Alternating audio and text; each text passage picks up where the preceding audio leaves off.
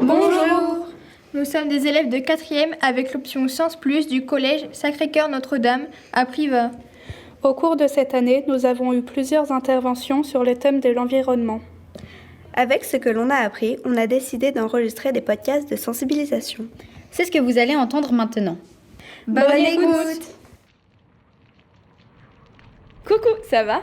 Ouais, et toi? Bah ça va. T'as regardé le journal télé hier? Bah non, tu me connais, j'étais en train de scroller sur TikTok. Mais il y avait quoi dessus? Ça parlait des ours polaires, c'était vraiment génial. Vas-y, raconte-moi ce qui se passait, ça a l'air trop bien.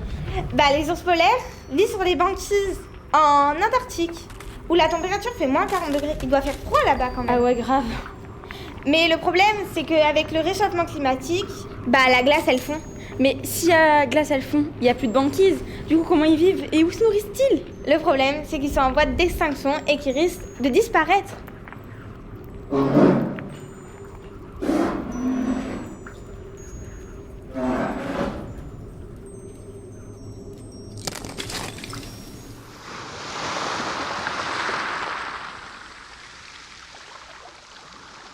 Je ne comprends pas.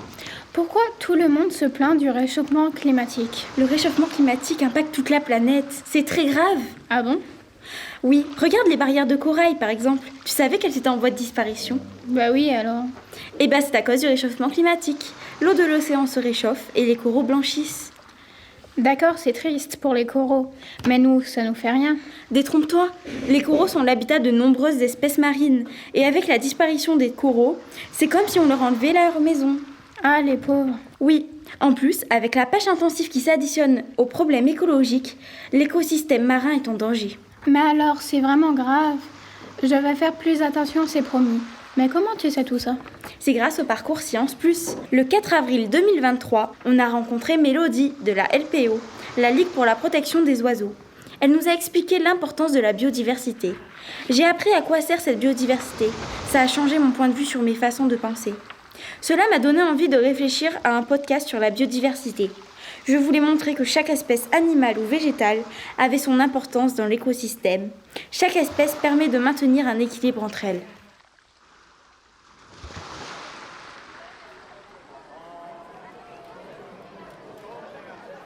Salut, je m'appelle Enzo et je viens visiter le collège car peut-être l'année prochaine je serai là. Est-ce qu'il est bien ce collège? Oui, il est bien. Ouais, ça va. Vous êtes en quelle classe? Bon, on est en 4e, on fait le parcours Sciences Plus. On étudie le dérèglement climatique.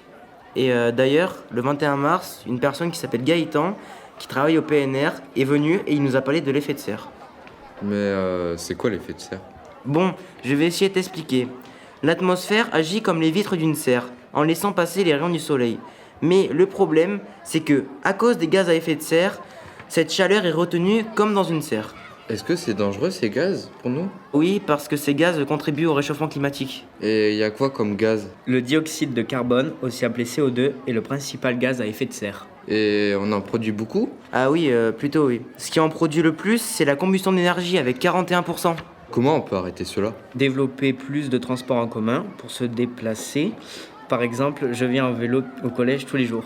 On peut aussi végétaliser les villes car les arbres absorbent le CO2. Et on peut utiliser des sacs en tissu au lieu de sacs en plastique car les sacs en plastique polluent beaucoup plus car on les brûle puisqu'ils ne sont pas recyclables. Ah ben c'est génial. Et venir avec un pote, ça contribue ou pas? Oui, bien sûr. Tous les petits gestes comptent pour la planète.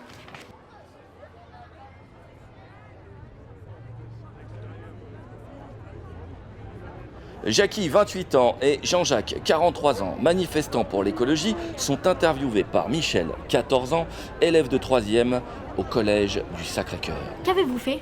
Nous avons créé un panneau de manifestation avec le slogan « La planète, vous la voulez bleue ou bien cuite ?» Cela afin de parler du réchauffement climatique et des gaz à effet de serre. Pourquoi la pancarte s'appelle-t-elle comme ça? La pancarte s'appelle ainsi car la planète se réchauffe, plus 1,1 degré en 100 ans. Mais des températures basses records comme en janvier en Sibérie, moins 51 degrés. Mais tu parles de réchauffement climatique et tu dis qu'il y a des zones à moins 51 degrés Celsius? Oui, on constate une augmentation globale de la température, mais certaines zones sont des zones de froid extrême. C'est donc plus un dérèglement climatique qu'un simple réchauffement. Qu'est-ce qui provoque le dérèglement climatique? Ce sont les différents gaz à effet de serre. Peux-tu citer des gaz à effet de serre? Le méthane, CH4, qui est présent naturellement, mais aussi produit lors de la fermentation d'organismes et de la décomposition, notamment des décharges. Il y a aussi le dioxyde de carbone, CO2, qui n'est pas forcément nocif, mais seulement trop fortement accumulé. Et vous, qu'en pensez-vous des gaz à effet de serre?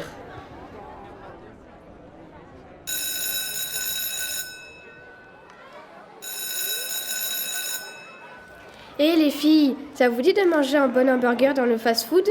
Attends, quoi? Dans un fast-food? Bah oui, pourquoi? Oh là là, tu ne sais pas toute l'empreinte carbone qu'un hamburger de fast-food peut causer? Mais ouais, je suis trop d'accord avec toi. Mais au fait, c'est quoi l'empreinte carbone? L'empreinte carbone, c'est un indicateur qui sert à mesurer l'impact d'une activité. Tu sais, comme les émissions de gaz à effet de serre. Et du coup, il y a combien d'empreintes carbone dans l'air? Bah en gros, pour fabriquer un hamburger, il faut à peu près 2400 litres d'eau, sans oublier l'essence qui est utilisée pour tous les transports et l'élevage intensif industriel. Tout ça va dégager du CO2 dans l'air. On estime qu'il faut 3 kg de CO2 pour fabriquer un hamburger.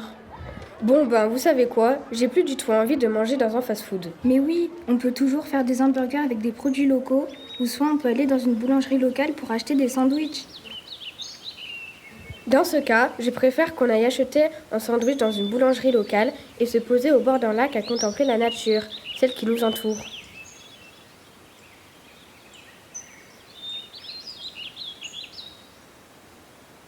Merci de nous avoir écoutés.